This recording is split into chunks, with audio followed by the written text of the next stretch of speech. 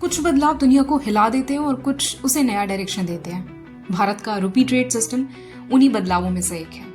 ये सिर्फ currency policy नहीं, इसे हम भारत का नया ग्लोबल आइडेंटिटी का अनाउंसमेंट बोल सकते हैं। बिकॉज जुलाई 2022 में रिजर्व बैंक ऑफ इंडिया ने एक सर्कुलर जारी किया था जिसमें लिखा था कि to promote growth of global trade and support the increasing interest of the global trading community in INR, यानी अब भारत अपना इंटरनेशनल ट्रेड इंडियन रुपी में कर सकता है। रशिया, श्रीलंका, UAE और बांग्लादेश जैसे देशों ने सिस्टम में इंटरेस्ट दिखाया था और इंडिया के बैंक्स ने स्पेशल रुपी वॉस्त्रो अकाउंट्स खोल दिए और ये पहला कदम था टूवर्ड्स करेंसी ऑटोनॉमी।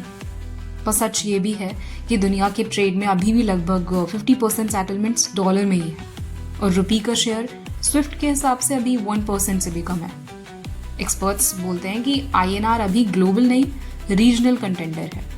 जब तक भारत फुल कन्वर्टेबिलिटी, लिक्विडिटी और डीपर फॉरेन रिजर्व मार्केट्स नहीं लाता, डॉलर और युआन का लेवल पर पहुंचना भी मुश्किल है।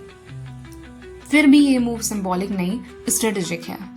बिकॉज सैंक्शंस के दौर में जब रशिया ट्रेड से कट हुआ, इंडिया ने बोला था कि हम रेट्रिक नहीं, रुपी में डील करेंगे। ये था भारत का मैसेज कि हमारी फॉरेन पॉलिसी कन्फ्रंटेशन नहीं, ऑटोनॉमी पर बेस्ड है।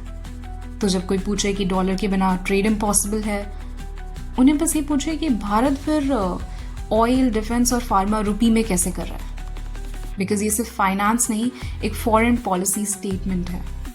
India doesn't want to dominate the system, it just wants to redesign it. और याद रखिए कि जियोपॉलिटिक्स को समझने के लिए हेडलाइंस नहीं, ग्राउंड लाइंस पढ़ना पड़ता है।